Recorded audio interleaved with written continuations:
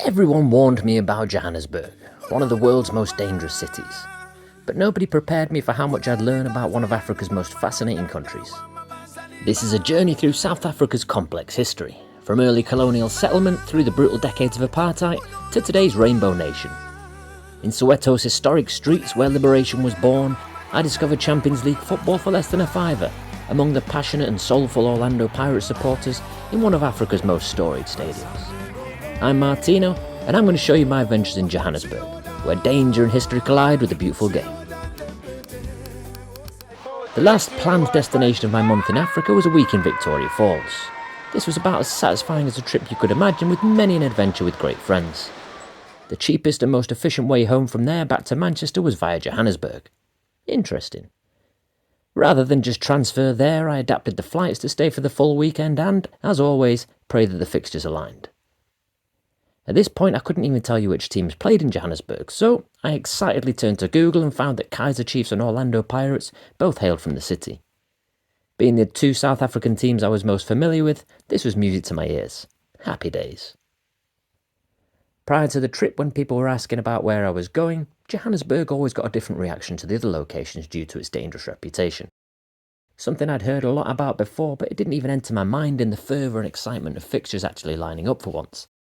One friend even mentioned how his work colleague was from Johannesburg. Ah, that's cool. Why did he move to Manchester?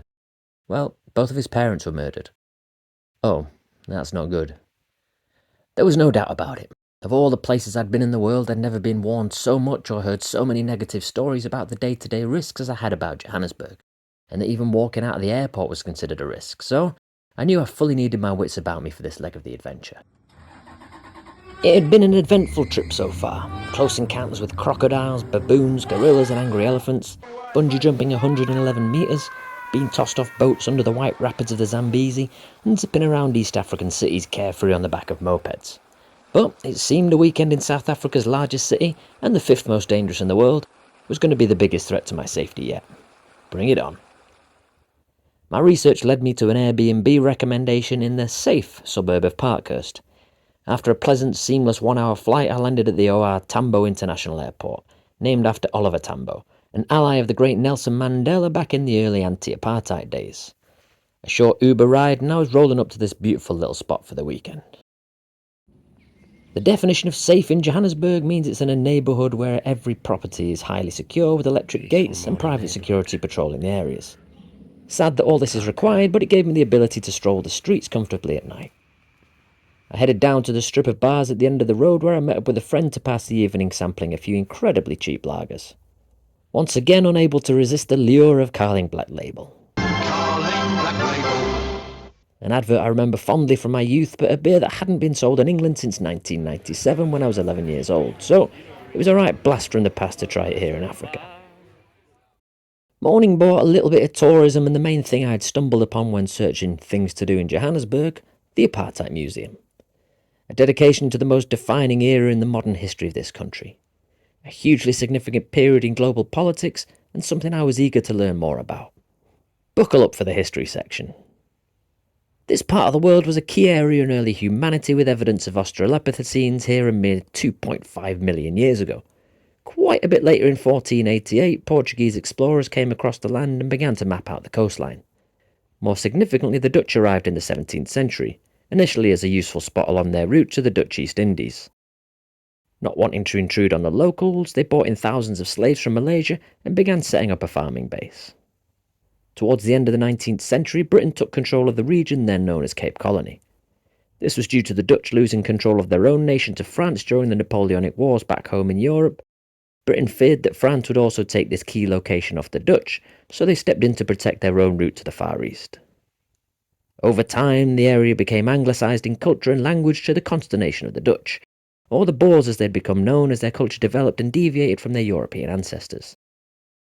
The Boers eventually headed to the interior of the land known as the Great Trek, creating their own independent republic which was recognised both by Britain and internationally, the Transvaal Republic. The abolition of slavery by the British further worsened relationships between them and the Boers. They were left considerably out of pocket given their heavy investment in the industry, and Britain made it very cumbersome and inefficient for them to be compensated. The The Boers also battled with the local tribes, including the Xhosa people, as they began to intrude on their land, feuds which were sadly never going to go away. In the late 1860s, diamonds were discovered and mines were set up after a big deposit was found near Kimberley. At its peak, South Africa provided 95% of the world's diamonds. 25 years later, gold was also discovered in the province of Gauteng. This instantly led to the creation of a new city in the location, the birth of Johannesburg and South Africa's journey to becoming the world's biggest producer of gold. Understandably, all this newfound economic wealth alerted the world and played its part in the scramble for Africa by European states in 1902. Tensions also increased more locally, and this was a key catalyst of the subsequent Boer Wars. In the First War, the Boers excelled in guerrilla warfare to stave off British attacks and were triumphant. When they returned 20 years later after tensions hadn't quite been resolved, the British soldiers outnumbered the locals 5-1 and predictably won the war and began to rule the area. The Boers accepted their fate and the Union of South Africa was formed, complete with similar status as Canada, New Zealand and Australia within the Commonwealth.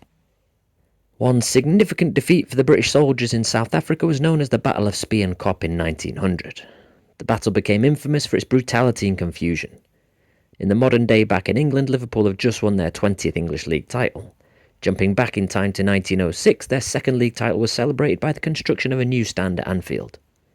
In memory of those lost in the Battle of Spienkop, the new terrace took its name, and to this day, one of the most famous ends in world football remembers those lost in the Boer War. By 1913, the politics of the Union was heavily Boer-influenced and Afrikaans was introduced as the official language, basically an adapted version of Dutch. Their Land Act of 1913 lay the foundations for decades of racial division. Despite the population being only 20% white, they were allocated 80% of the land and the blacks a mere 8%. In addition, the natives were denied the right to vote as they were viewed as less civilized. These rules were forerunners for the more severe and official laws of segregation when apartheid began in 1948. A terrible system whereby the whites realised that if the blacks were given equality, they would soon come to rule and their tight grip on land, resource and jobs would be at risk. They believed that segregation was crucial and different races shouldn't mix. Thousands were forcefully removed from their homes as preferred areas became white only. Any kind of political dissent was often labelled as communism and quashed immediately, including numerous imprisonments without trial. These false imprisonments tragically led to the demise of many inmates with spurious excuses given for their reason for death. As the rest of the world was moving forward and Britain was generally decolonising, South Africa opted for independence from the UK. The nationalist government held a referendum and left the Commonwealth. This was the desire of the Afrikaans ancestors of the Dutch, believing the British to be foreign rulers. Britain and the rest of the world openly condemned the apartheid regime, and as a result the nation was banned from the Olympics, FIFA footballing events, Test match cricket, the Davis Cup and many other sports as well. In 1966 the UN declared apartheid as a crime against humanity, but this didn't alter the situation in the country. They were able to circumvent any military sanctions by turning to Israel for all their weaponry needs. By this point, the great Nelson Mandela, along with many of his colleagues, had already been in jail for 4 years for his part in plotting against the government as a high-ranking member of the African National Congress, the ANC. As time passed, there were continued uprisings and atrocities, but none more significant than in Soweto in 1976. The protests began on the back of new laws stating students would be taught in Afrikaans, the language of the oppressor, further suppressing their own culture and ability to progress in life. These peaceful protests were met with a huge military presence and, predictably, when things went awry, their ruthlessness showed itself in the most horrific of ways. The police began to fire on the unarmed students, killing an estimated, but not officially reported, 600 people. These uprisings lasted for 2 days and inspired anti-apartheid protests across the country. Although the resistance was quashed in the usual brutal way by the government forces, it sparked a feeling of rebellion and resistance and further condemnation from abroad. Although apartheid continued, this was a turning point in changing the consciousness of the people. 14 years on, the cracks finally showed in the apartheid regime. The fall of the USSR and communism meant the government could no longer use that as an excuse to throw people in jail without trial. The global isolation was taking its toll and the logistics of apartheid was becoming an unsustainable economic drain. When F.W. de Klerk became president, he knew that change was needed. A huge move was to release political prisoners, including Nelson Mandela, after 27 years on Robben Island. The ban on the ANC was lifted and Mandela took over from his predecessor Oliver Tambo. The white-only referendum was held and 68.7% of voters decided that apartheid should be abolished. When the end finally came and the first multiracial elections were held in 1994, the ANC won 2/3 of the votes and Nelson Mandela took his place as the Rainbow Nation's first black president. In global recognition of the process, de Klerk and Mandela went on to win the Nobel Peace Prize for their work in ending apartheid. Since that day, the ANC has ruled and still controls South African politics, though their last election in 2019 was the first time their majority dropped below 60%, highlighting the frustrations at corruption, unemployment, and economic inequality. Back to my adventure for the day. Despite spending 3 hours in the Apartheid Museum, I honestly felt I had to rush the last section, such was the phenomenal depth and interest. I'd highly recommend a hearty breakfast and prepare for a good long old session in there if you ever visit. You won't be disappointed. My reason for a speedy departure was because I had a date at the Wanderers, a world-famous cricket venue that, as a keen fan of the game, had been part of my sporting vernacular since my youth. With the perfect timing of the South Africa 2020 taking place in the same month as my visit, and the beautiful coincidence of the Joburg Superkings playing at home, it'd be rude not to drop in. Cricket in any format is always a wonderful spectacle, but the T20 version of the game entertains all, so I brought my friend Lita along for her first experience of live cricket. Joburg welcomed MI Cape Town for this evening's encounter. It was hard not to observe after a day at the Apartheid Museum that the crowd was made up of 98% white people. However, there were a few black families dotted in there, which was nice to see. Cape Town stepped up to bat first and put out a rather lacklustre total of 140. Unfortunately, this meant Joburg would likely ease to victory without the need for any fireworks. Not to worry, the crowd were in great spirits. Huge groups of friends and families creating an enjoyable environment, and cans of Castle Light delivered to the seat were a lovely touch. The Joburg innings was going along smoothly until interrupted by the feeblest of excuses for rain. Rain stop play for this level of rain. There is no rain. You wouldn't even put a jacket on for this in Manchester, but alas, the umpires took the players off. Eventually, the curse of cricket put paid to the evening's entertainment, and Joburg were declared winners by the perplexing Duckworth-Lewis method. Either way, a splendid evening of live sport where a fair few had overindulged in the local tipple. Fair play to them.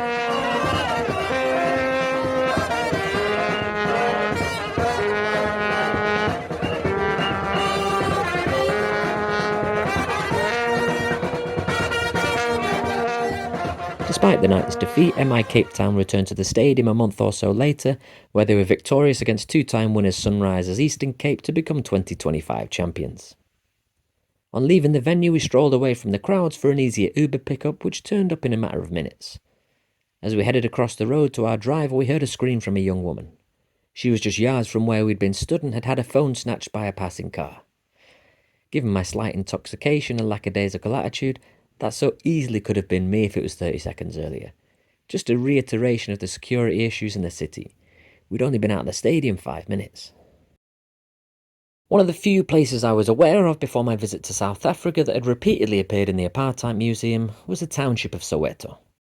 A guided bike tour sounded like a wonderful way to explore the area, and given I was the only signatory that day, it ended up a private tour.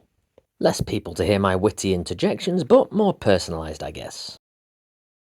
I met my guide, and the first fact was a beaut. Soweto is named so as it is the township of the southwest of Johannesburg. Southwest Township, Soweto. Simple, but would never have guessed. The tour commenced right outside the Hector Peterson Museum. The tragic story of the 12-year-old boy who was the first victim of the Soweto uprisings, killed by the police on his way to the protests. His death caused global outrage, with the iconic picture of his limp, lifeless body being carried away from the scene, with his younger sister running alongside in hysterics. The image shocked the world and only fueled the anti-apartheid sentiment. The location of his death was on the corner of Vilakazi Street, which holds the unique honour of being the home of not one, but two Nobel Peace Prize winners in Nelson Mandela and Desmond Tutu. The former's house is now converted into a museum, which I stopped by for a little visit. We continued around the town at a peaceful pace with plenty of time to interact. Suddenly the guide mentioned that he'll have to show me a video on Twitter. An explosion that happened just across the field from where we were. A cash-in-transit vehicle was stopped on the highway and blown up, leaving the drivers dead and the perpetrators able to escape with the loot. Just another casual story to drop in. This wasn't an old historical tale he'd been regaling for years. This incident had occurred just a few days earlier and was still fresh in the mind, an incident occurring daily across the nation. More pleasantly, we cycled past churches with a beautiful song blaring out and the house of Orlando Pirates' most dedicated fan, as we were truly in their neighbourhood. Across the road from his house was a bar showing one of the best prices for beer I'd ever seen. 80p for 750ml of 8% black label. Sadly no time for a tipple though. A little more meandering around and my guide dropped me back off at Vilakazi Street. The typical way to end the tour was a taste of the local delicacy kota, a street food that originated here in Soweto. A hollowed out quarter loaf of bread filled with a variety of delights. Meat, egg, cheese, chips and a combination of sauces. A lovely belly-filling way to round off the afternoon. As always, the fixture gods played their part with a few late changes. Luckily, someone pointed out to me that the Kaizer Chiefs match that Sunday was inexplicably to be played in Durban, a city some 7 hours away on the bus. I'm not going to lie, I seriously considered the 7-hour journey and 1-hour flight back, but alas, it wasn't required. While with one hand the fixture gods withdrew my chance of seeing another World Cup final stadium, they gave me a wonderful alternative with the other. Orlando Pirates had had their African Champions League game moved from Friday to Sunday, and there we were, right in the heart of Soweto, perfectly placed to take in a game at the local arena. Bonza. By the most random of twists, the night's opponents was CR Belouizdad, the 10-time champions of Algeria. The very first flight of my trip was scheduled around watching them in Egypt versus Al Ahly, but a late fixture change meant I didn't get the opportunity. Someone up there was looking down on me and wasn't going to let me leave the continent without seeing the second best team in Algeria.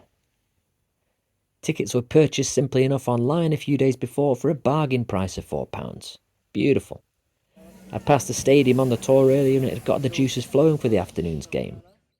It also helped me feel a little more at ease security-wise, as I'd been assured that Soweto was mainly safe for tourists. It was a strong community, and in many parts of Africa, that means that street justice would be imparted on any perpetrators, which, I must admit, I'm not against. A bucket hat was purchased with a fairly unique style of 2 ribbons hanging down either side. Why not, eh? Always happy to pick up a novel souvenir. We'd been joined early by Clebson from Brazil, and as smooth as you like, we'd passed through the security checks. The couple of pre-match beers had our confidence high as we chuckled at the rather sinister warning sign above the turnstiles. Enter at your own risk. The Orlando supporters are known as the Ghost and have a huge reputation across South Africa. They create an intimidating atmosphere at the Orlando Stadium, sometimes not so affectionately referred to as the Slaughterhouse. Thankfully named so due to being one of those places the opposition know they've been beaten in the tunnel, rather than the reception of guest fans. However, if I'd known the nickname before my afternoon beers, I may have questioned my attendance. The 37,000-seater Orlando Stadium is a historic landmark in Soweto. It was the intended destination during the uprisings in 1976 before the police intervened with such tragic consequences. It's typical for stadiums to host music concerts, but this one has also played host to funerals of several high-profile local figures, including Winnie Mandela. It was also the venue for Nelson Mandela's iconic speech just days before his inauguration as the nation's first democratically elected president. He addressed the people of South Africa and encouraged unity and reconciliation, which set the tone for his presidency in one of the most powerful moments in the country's history. We are going forward. The march towards freedom and justice is irreversible. Africa! Mayibuye! Amandla! On entering the stadium, there was already a vibrant mood. We headed straight for the tent selling Black Label and got our supplies for the first half. We were there in good time before kick-off and got to enjoy the beautiful song sung by the Pirates faithful. Having noted the ethnicity in last night's cricket match, it couldn't have been any more contrasting here with myself and Clebson literally being the only white people in the stadium. The mood and spirits were high, and it felt an enjoyable place to be despite not seeing even one security guard once in the stadium. The big screen was repeatedly popping up with the message, "Beware pickpockets," certainly the first time I'd ever seen this once inside an arena. I must admit at one point coming back from the bathroom rather jolly and tipsy, I did feel the slightest attempt to go for my pocket discreetly. Not 100% certain, but it was enough to make us leave our valuables with people at the seats if anyone did venture off. One woman wasn't so lucky as Lita saw her crying hysterically in the bathroom after having 2 phones taken from her bag. The reaction that she even had phones with her was a complete surprise to those around her, given she was a Joburg native. You may notice when watching Orlando they have no number 1. The jersey retired as a mark of respect for former Pirates and Bafana Bafana captain Senzo Miyewa. He was murdered back in 2014 after a robbery at his girlfriend's house, another indication that crime is nothing new around these parts. The Sea Robbers, as they are also known, are currently ranked 15th in African football, a sign that they are not dominant, but they've had their fair share of involvement at the highest level. They became the first South African team to win the continent's premier prize back in 1995 and added the African Super Cup to the trophy cabinet the following year. Only the dominant Mamelodi Sundowns have since supplemented the country's continental success. Orlando Pirates 1, Mimosas 0. They went into this game nicely placed to progress out of this year's group stage for the first time in more than 10 years. All 4 teams still had a chance. Things could change quickly for the Buccaneers. Both teams started brightly, but a defensive error gave the Pirates a great opportunity. The keeper saved desperately, but the rebound was tucked in from the angle from Relabahili Mofokeng, and that's how it was to stay until the interval. At half-time there was a plethora of food stalls to choose from and some lovely looking hot food, but with my quota still filling the belly, my snack and beer were sufficient.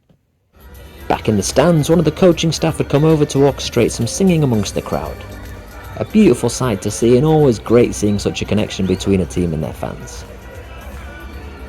Leading the line for Belouizdad was former Leicester striker Islam Slimani. The Algerian side's captain was furious as he missed a great opportunity to get his side back in the game. His miss was to be punished mercilessly when, right on the hour mark, Talente Mbate lived up to his name and absolutely walloped in as fine a strike as you'll ever see. What a moment.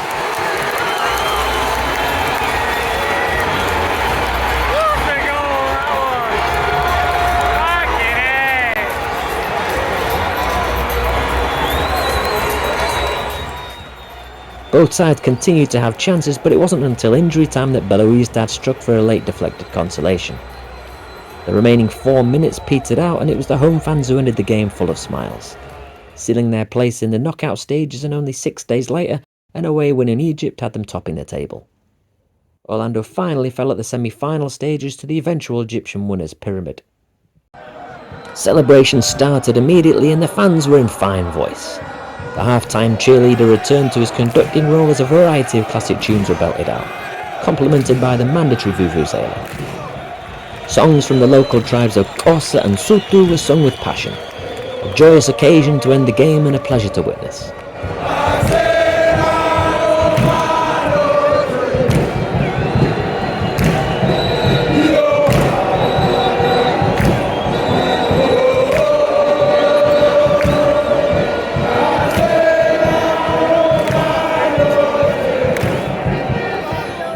The same energy continued as we headed out in search of our next beer. The previous ones were having an effect and we were confidently wandering off down one of the main roads. The general vibes were thoroughly enjoyable and it felt safe enough, so we stopped to watch Man United beat Arsenal on pins in the FA Cup. Again, lots of fun was had with the other patrons of the establishment.